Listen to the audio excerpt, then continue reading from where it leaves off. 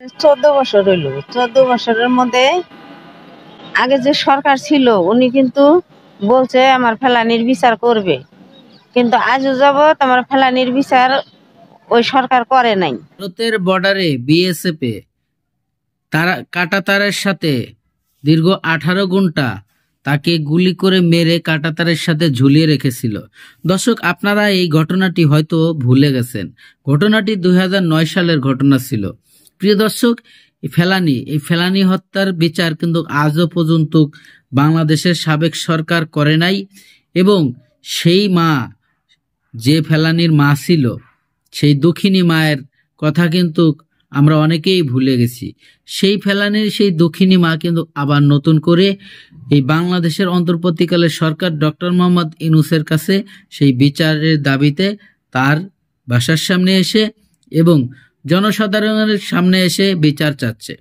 প্রিয় দর্শক, ফেলানি হত্যার বিচার আমরা অনেকেই জানি যে হয়ে গেছিল। আসলে ফেলানি হত্যার বিচার হয় নাই। বিএসএফ এর গুলিতে নির্মমভাবে হত্যা করে সেই কাঁটাতারের সাথে ঝুলিয়ে রেখেছিল প্রায় 16 থেকে 17 ঘন্টা। আজ পর্যন্ত সেই হত্যাকাণ্ডর বিচার হয় নাই। যখন অন্তর্বর্তীকালের সরকার ডক্টর মোহাম্মদ ইউনূসের আমলে সেই কিছু কিছু ঘটনা পিছন থেকে টান দিছে, এখন ভারতীয় দাদাদের শরীরের মধ্যে গা শিরশির করে উঠছে। কারণ এখন তো তাদের মতো ইচ্ছা মতো তারা করতে পারতেছে না। বর্ডারের যে বাংলাদেশের সীমান্ত, সেই সীমান্তর জমি তারা পাচ্ছে না। এক প্রকারে তাদের শরীরের মধ্যে আগুন লেগে গেছে। প্রিয় দর্শক, এরকমের ঘটনা, আমাদের ফেলানি হত্যার মতো ঘটনা অনেকবার ঘটেছে।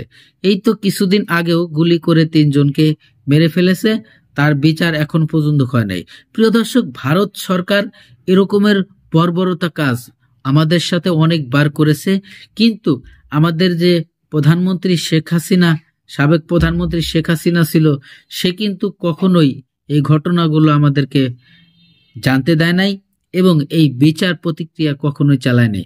কারণ মারা গেছে আমরা সাধারণ জনগণ, আর ভারতেরকে কিছু বললে হয়তো তাদের সাথে বন্ধুত্ব ছিন্ন বিচ্ছিন্ন হয়ে যেত। প্রিয় দর্শক, এই বর্ডারের থেকে যে ঘটনাগুলো প্রতি বছর ঘটে, আজকের এই ভিডিওতে আপনারা জানতে পারবেন, এবং ফেলানি হত্যার বিচার চাওয়ার জন্য তার মা কি করেছিল এবং বর্তমান অন্তর্বর্তীকালের সরকারকে কি বলেছে। চলুন আমরা সেই ভিডিও ক্লিপটা দেখি। ভিডিওতে যাওয়ার আগে ছোট্ট করে একটি রিকোয়েস্ট করব, আপনি যদি আমার চ্যানেলে নতুন বন্ধু হয়ে থাকেন, ভালো লাগলে চ্যানেলটিকে সাবস্ক্রাইব করে ভিডিওগুলো লাইক, কমেন্ট, শেয়ার করে দিন। 14 বছর হইল। 14 বছরের মধ্যে আগে যে সরকার ছিল